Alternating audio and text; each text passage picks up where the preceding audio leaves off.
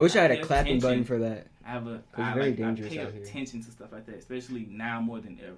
Indeed. Like, you know, you because just gotta, sexual assault and harassment is huge. running rampant. And people just even on this campus. And actually, after the homophobia series, that's our next focus in 771 is sexual harassment and assault because it's ridiculous, absolutely. And I actually appreciate you for saying that. Like, I still do this, I still that, and I make sure my friends get there safe because I feel like a lot of us men these days don't do that, and a lot of these boys aren't gentlemen. Yeah, and they're not men at all. They're just boys. Like, too many people think they're men and they're boys still, and they haven't matured yet. Yeah. And people think that's harsh, but, you know, it's just because you physically have grown and you got a beard now and you got your dreads are long now, you're not a man. Because you're still a boy mentally. Yeah. So, I agree with that. But now I want to pretty much just leave this whole conversation and go back to homosexuality. And I noticed that, especially within the black community, lesbian women are accepted more than gay men. And I just wanted to get your perspective and your thoughts on that. Like, why do you think that is so? It's really not their fault. Like I said, it's men. Like, they feel as if lesbian women don't exist. Like, some people feel like bisexual men don't exist. Like, lesbian women do exist. If a girl, no matter how feminine she is, if she says she's lesbian, she's with the woman and she's with the woman. You know what I'm saying? She don't want you. Don't be going up to her talking about, oh, well, I could change your mind or let it be all three of us. Change your mind. Like, no, that's very disrespectful. Wow. You know people actually be saying that too, huh? And do women ever come to you and say, I can change your mind? No. Oh, really? No. I try to, when I'm not, like, dressed raggedy, I try to let people know that I'm, like, pure gay. Like, leave me alone. Leave me alone. But, I mean, yeah, like, it's not really them. It's not their fault. It's just, you know, men being men. Sexist beasts. But animalistic nature. Yeah, like, just, I don't know, like, just how men obsessing over young mind. You know what I'm saying? Like, she come on now. Like, really? She dressed like one of your homeboys. What you wanna do with her? You know That's what I'm just saying? Men. I get you. I understand. She's a woman, but it's like, come on now. Now you know her mindset. Yeah. Come on now. She'll do it to you before you do it to her. But hey, it's neither here or there. But it's just men being men. I hate to blame it on them, but that's what it is. It is. I mean, and also, and would you say that's that contrast between, or the difference between, like, misogyny and then toxic masculinity? And would you describe that as toxic masculinity rather than misogyny, or would that just be both? To me, that would just be sexist.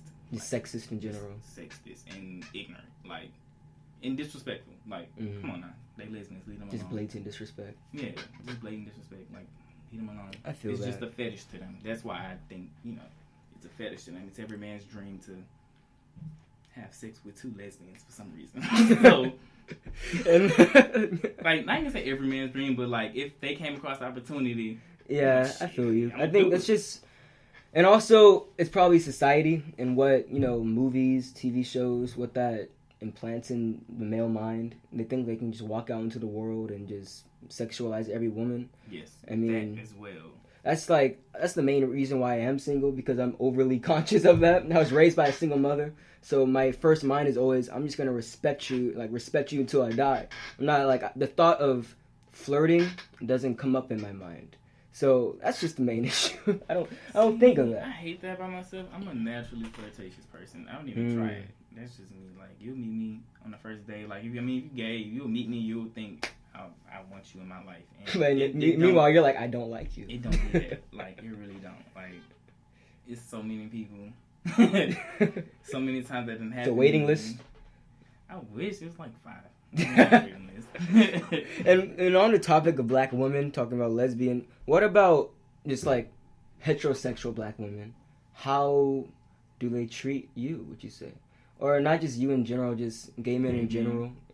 It's like, it's never in between. It's either they for you or they're against you. And I'd rather a male be homophobic to me than a woman.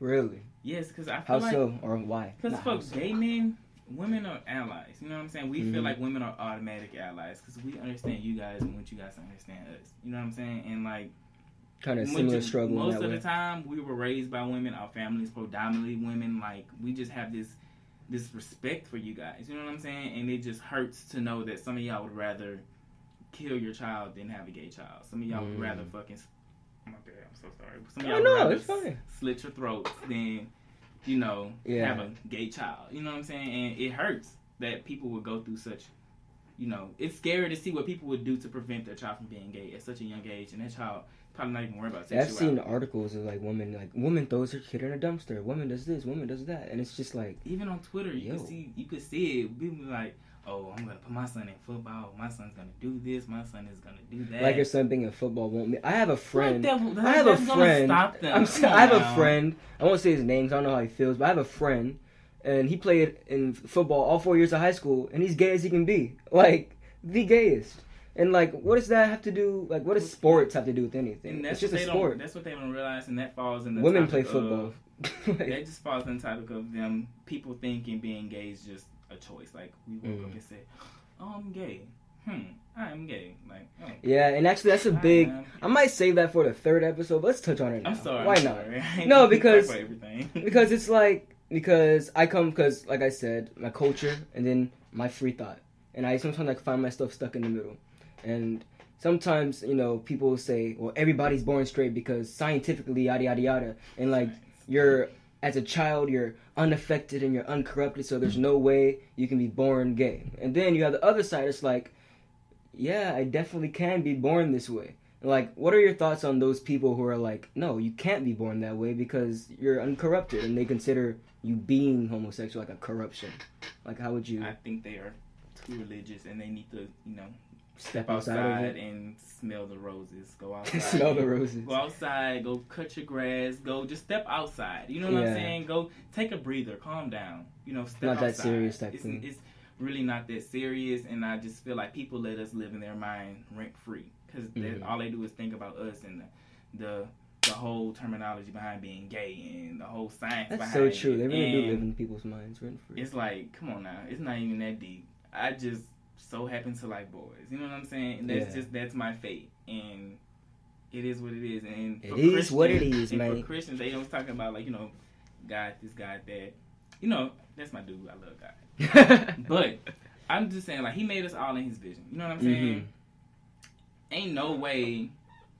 I feel like there's no way he put us on this earth and gave us this challenge just for us to just sit around and, just sit in the closet and I feel like this is very challenging coming out. You know what I'm saying? And I don't know. I just feel like he wouldn't do that to us. You know what I'm saying? So I feel like it's more of a people thing. Religion itself is so corrupt, and that's how. Would you say that perhaps it needs to just be set apart? Like maybe you shouldn't mix sexuality and religion. You shouldn't. I feel like sexuality is very fluid. Like you can't. You can't pick your sexuality. Like you can, but that's true, huh? I guess would you say it's the fact that you gay? Would you say it's like a spectrum almost? Like you're not. Well, no, because you said you're pure gay, like 100%. So I was going to say like a spectrum of like, oh, sometimes it might be this, or sometimes. You know what I mean? Like experiment. Oh, I'd experiment, but I think it's a conversation for another day. Most definitely. But let's move on to like on our little agenda here. It's like where does I find a lot of, especially young black males, and even young, like my friends in California, young black females, it's this sense of shame. And, like, where would you say this shame comes from? It comes from home. It comes from you being taught as a kid what you're supposed to do. The quote-unquote standard of life, the American dream, all that. Growing up, getting a wife, getting a husband, having kids, male, female, having kids, boom, family tree grows, get a job, do some basic stuff, then die. You know what I'm saying? Pretty have much. Grandkids and die. Capitalism at its finest. Once you grow up and you realize, like, you when you're a kid, you're very naive. You know what I'm saying?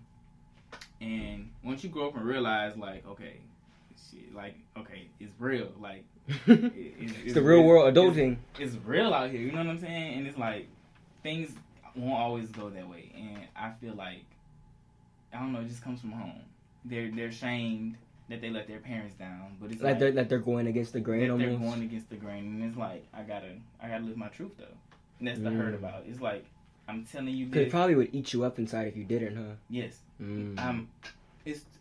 I know a few people that are, like, in the closet, and they have intentions on coming out. But it's like, I always tell them, don't wait till it's too late. Don't go get a girl pregnant and then come out the closet. You know what I'm saying? You're, like, trapped. I mean, quote-unquote trapped. But it's like, yeah, you're going to trap yourself because you're going to feel like, damn, I got to child now. Yeah. You know what I'm saying? I can't just be like. And speaking of children, like, would you say as a gay man you desire to have children? I do want like adopting kids. Or even like surrogate mother. Like, oh my god, I'm gonna do surrogate. I'm not gonna adopt, but I do want kids. I want like 3 or 4. I want 3 or 4. Wow, kids. 3 or 4. I might have kids like on my own. I might not have a partner, but single daddy. It depends because men don't know how to act. So I don't want to put my. I see what you mean. You know, but in any situation, that's the future. Way down the road, huh? I do want kids. Though. I do want kids. I feel that. And then moving out of, we're talking about the shame. What about those men who aren't necessarily gay, but I think they call it effeminate or feminine men? Like, what would you say about them? People who are 100% straight, but they find themselves expressing themselves emotionally as women, or they might dictate themselves as women. They might be saying, "Oh, period," like all those things. Like, how would you feel, or what's your perspective on that? It's all about perspectives. They know that they're straight men. They know that they would never. They're not insecure about their sexuality. They don't have to go around putting people down. They're very comfortable in who they are and what they do. You know what I'm saying? They understand that as a man, I could be feminine. I could cry. I could have emotions. I could, I could pour my emotions out without feeling like a woman. You know what I'm saying? They know those things. And would you say, ignorant. Well, now that I'm thinking about it, would you say that they're not even feminine men, but they're just men who know how to process emotions? Men. And it's not about being feminine. Like, this whole feminine, masculine thing is just stupid. Yeah, because I was just thinking about that right now. It's like, perhaps they're just normal and they know how to. Humans. They can process emotions, and maybe society has made it to where men have to hide that. Maybe go out. They work all day. Yeah, they go out. They work all day. They come home. Maybe they don't want to put a burden on their family. So now it's become a routine that's like, I can't express my emotions. But see, and then they think being emotional is like walk around crying and that type of stuff. They're very ignorant. They don't step outside of it. Sometimes you just don't feel good. Sometimes you could be emotional. You could be happy. You know what I'm saying? Yeah. Like you could be they expect men to just be walking around just meek. You know what I'm saying? Yeah. You know how I feel like meek's robotic. SpongeBob? Yeah. Like they just want men to walk around like that. Like they just want just robotic like. It feels good to see men who are very comfortable in their sexuality in their bodies, and they know that they're humans. They're not masculine or feminine. I'm a human. Like I was given these emotions. I'm going to express these emotions according. Like how you take it is how you take it. Indeed. Leave it what's it called? Leave it on the table or just walk away, something like that. I don't know the expression, but we're gonna go with it. And then now I also want to talk about integrity, because I feel like really, because I feel like. Like somebody, like, let's put me, for example. I'm talking to you now, having this interview. I'm like, oh, yeah, I'm so open, yeah. But let's say you leave, and then I'm like, man, I can't believe I just did that. Oh, my God. Call a friend, like, man, you can't believe I just had this dude. Like, what would you say about people like that who are two-faced in that way? They have no integrity. That is, like, literally my favorite word. Because integrity, in order to be a leader, I feel like, forget being a leader. Being human, like I said, you have to have respect. You have to have integrity. You can't be out here being a sellout to you. Like it's worse. That'll be worse for you than to be worse for me. You know what I'm saying? Like you doing that to yourself, you wasting your time just for you to be like, wow, just for you to take that back. You know what I'm saying? Like people with integrity, they can't stand by what they say. They can't stand by what they believe. People without integrity, I mean, they can't do it. Like they just lack everything necessary to. It's like they lack their own personality. Yes, like you have no personality outside of being a follower and outside of being a sellout and doing what you feel like people would like, being a people pleaser. You know what I'm saying? Keyword right there, people pleaser. I feel like Jada Smith for a second. I went, oh, people pleaser right there. Let me push on the table a little bit. Like it's doing where it's right, no matter who you make mad. And that kind of circles back to what you said in the beginning, just about being able to be you. Being able to express your emotions, being able to just have your own character. And I feel like you said, these people without integrity, they're probably easily swayed by peers, most likely. They're probably, I'll be honest, some of these people that I know, they might be homosexual themselves, but they're probably just hating because they're insecure inside. That's normally what it is. And what's your message to those people who are perhaps so insecure that they'll probably never come out, but they're so hateful to your community? My message to you is that we love you. We're holding you. We understand. and it's your job. It's you have to take the initiative to overcome those thoughts and